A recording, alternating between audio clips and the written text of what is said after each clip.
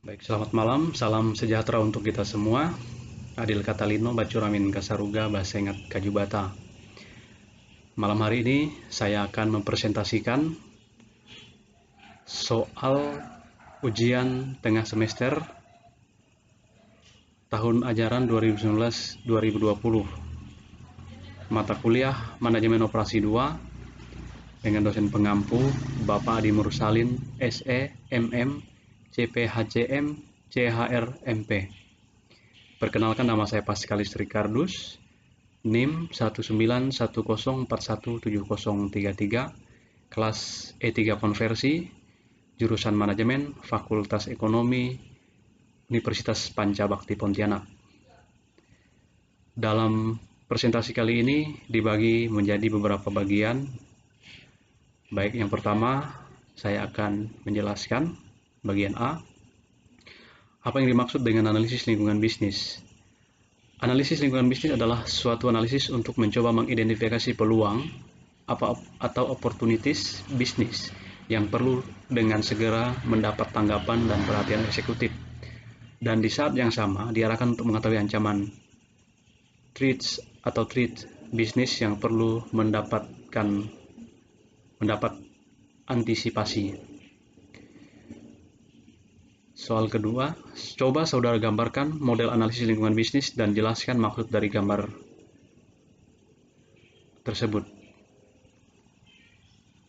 Di dalam materi ini, jawaban ini adalah model lingkungan bisnis dengan penjelasan. Analisis lingkungan bisnis itu dibagi menjadi 3 bagian penting. Yang pertama, analisis lingkungan mikro, yang terdiri dari analisis lingkungan ekonomi, analisis lingkungan teknologi, politik, hukum, budaya, sosial, kemudian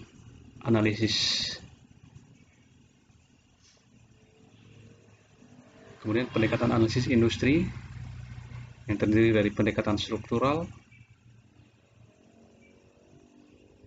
pendekatan laporan keuangan, dan model matrik pertumbuhan pangsa pasar, kekuatan persaingan, serta ancaman bagi pendatang baru. Soal nomor 3, jelaskan apa yang dimaksud dengan strategi pasar dan strategi bukan pasar.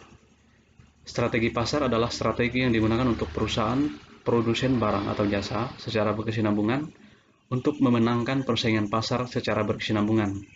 Sedangkan strategi bukan pasar adalah aspek sosial, politik, dan berbagai peraturan pemerintah yang memberikan tekanan terhadap strategi perusahaan.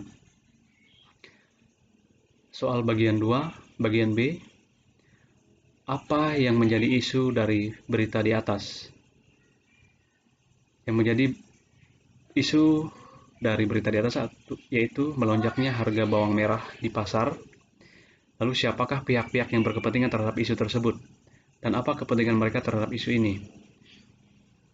Pengusaha produksi olahan bawang di mana mereka nyaris gulung tikar akibat tak dapat berproduksi meski permintaan terus berdatangan. Pertanyaan ketiga, bagaimana dampak kenaikan harga bawang pada petani bawang? Petani bawang merah tidak merasakan dampak dari naiknya harga bawang merah, dikarenakan harga bawang merah yang tinggi ternyata tidak sebanding dengan keuntungan yang diperoleh para petani. Bisnis apa saja yang terkena dampak adanya kenaikan harga bawang? Bagaimana? Kenaikan harga bawang terhadap bisnis mereka sangat berdampak sekali dengan bisnis olahan bawang goreng. Kenaikan harga bawang merah membuat para pengusaha ini menurunkan jumlah produksi dan hanya melayani permintaan lokal saja.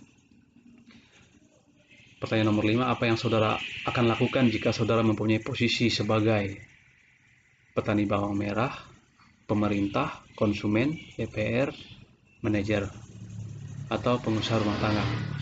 Sebagai petani bawang merah, posisi saya untuk menjual hasil produksi bawang kepada korporasi pemerintah, bukan pengepul.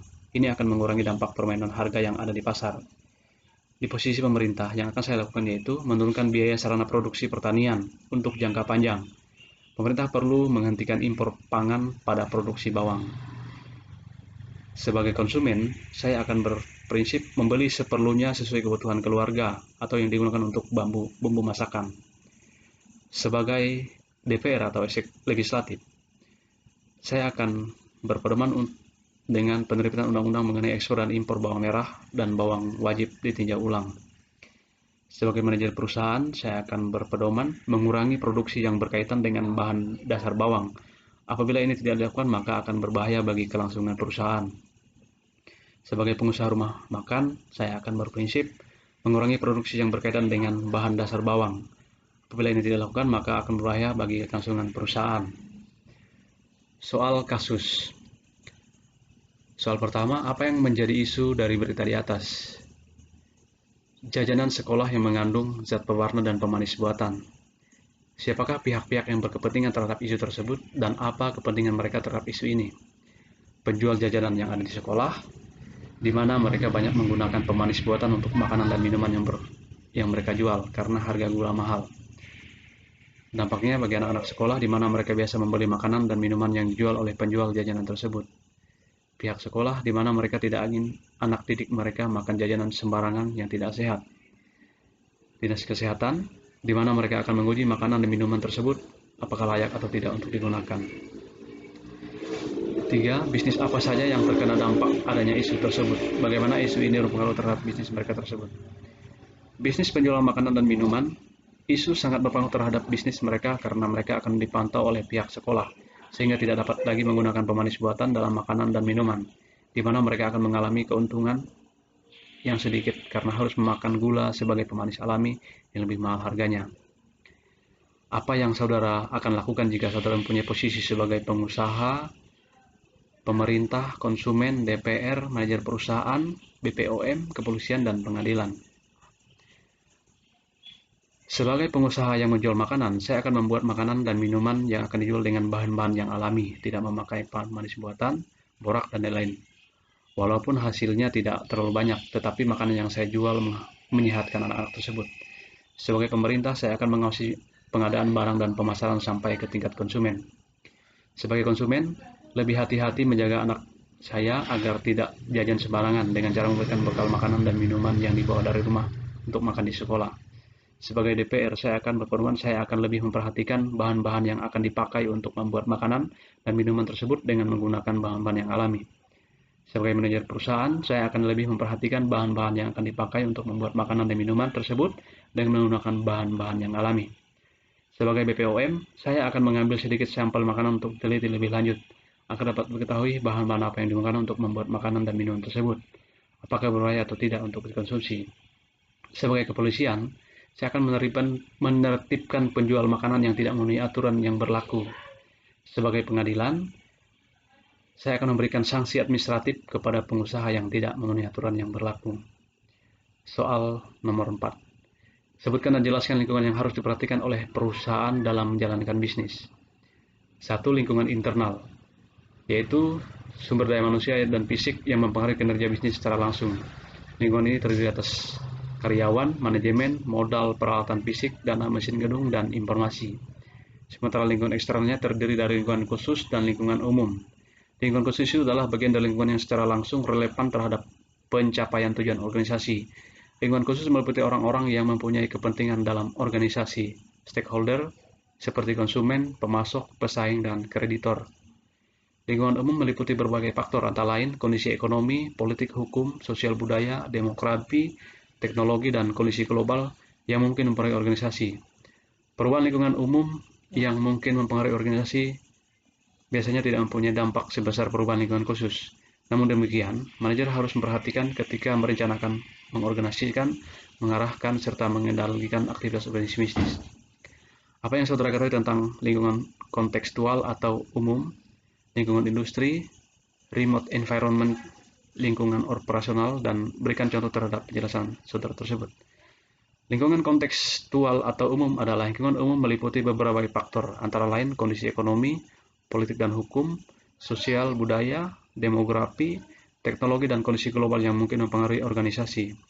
Perubahan lingkungan umum biasanya tidak mempunyai dampak besar sebesar perubahan lingkungan khusus. Namun demikian, manajer harus memperhatikan ketika merencanakan, mengorganisasikan, mengarahkan, serta mengendalikan aktivitas organisasi bisnis. Contohnya, kondisi ekonomi di mana tingkat inflasi, masalah pengangguran, tingkat pertumbuhan pendapatan nasional, keadaan neraca industri adalah tingkatan dari lingkungan eksternal, organisasi yang menghasilkan komponen-komponen yang secara normal memiliki implikasi yang relatif lebih spesifik dan langsung terhadap operasionalisasi perusahaan. Contoh, pelanggan, pemasok, pesaing, dan lain-lain. Remote environment adalah lingkungan eksternal perusahaan yang letaknya paling luar atau remote, meliputi perkembangan perekonomian makro di negara maju, perkembangan klaster bisnis perusahaan dunia, dan berbagai perjanjian internasional yang penting yang telah diratifikasi oleh kelompok negara industri dan negara berkembang di dunia. Lingkungan jauh tersebut meliputi lingkungan ekonomi, sosial, politik, teknologi, ekologi, dan global. Lingkungan operasi adalah faktor-faktor dalam situasi kompetitif langsung yang mempengaruhi keberhasilan suatu perusahaan dalam memperoleh sumber daya yang dibutuhkan. Contoh, pesaing, kreditor, pelanggan, tenaga kerja, dan pemasok. Apa yang dimaksud dengan analisis PESTEL? Analisis PESTEL adalah suatu teknik dalam manajemen strategi yang digunakan untuk melihat faktor-faktor lingkungan luar atau eksternal bisnis yang berpengaruh terhadap suatu hal, yaitu perusahaan, proyek, masalah, dan lain-lain. Faktor-faktor tersebut meliputi bidang politikal, ekonomik, sosial, teknologi, legal, dan environmental.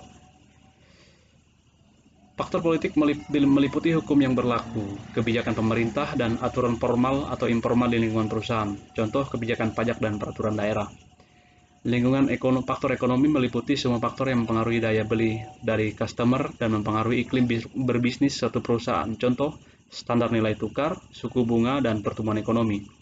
Faktor sosial meliputi semua faktor yang dapat mempengaruhi kebutuhan dan pelanggan dan mempengaruhi ukuran dari besarnya pangsa pasar yang ada. Contoh, tingkat pendidikan masyarakat, tingkat pertumbuhan penduduk, kondisi lingkungan sosial, dan lingkungan kerja.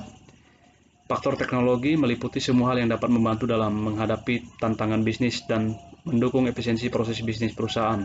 Contoh, penemuan dan pengembangan baru, biaya penggunaan teknologi, perusahaan dalam ilmu pengetahuan, dan dampak dari perubahan teknologi itu sendiri.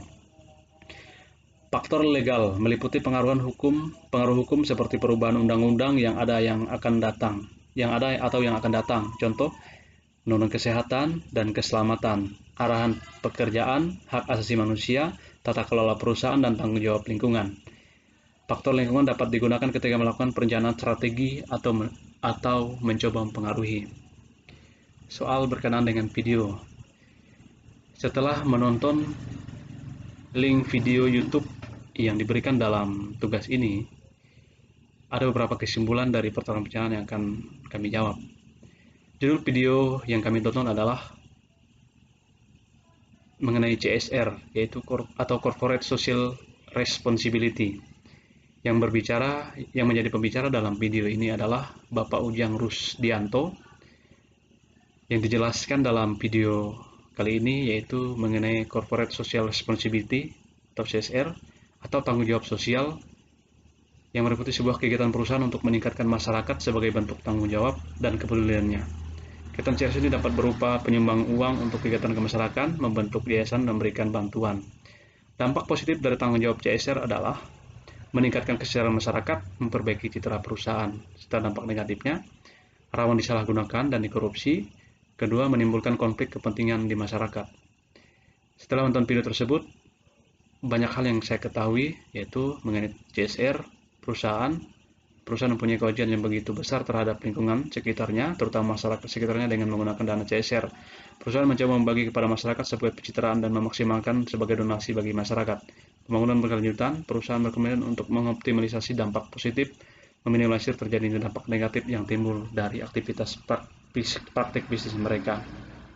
Demikian video ini saya buat dalam menjawab beberapa pertanyaan untuk tugas ujian tengah semester analisis lingkungan bisnis 2. Saya ucapkan terima kasih, semoga bermanfaat bagi kita semua.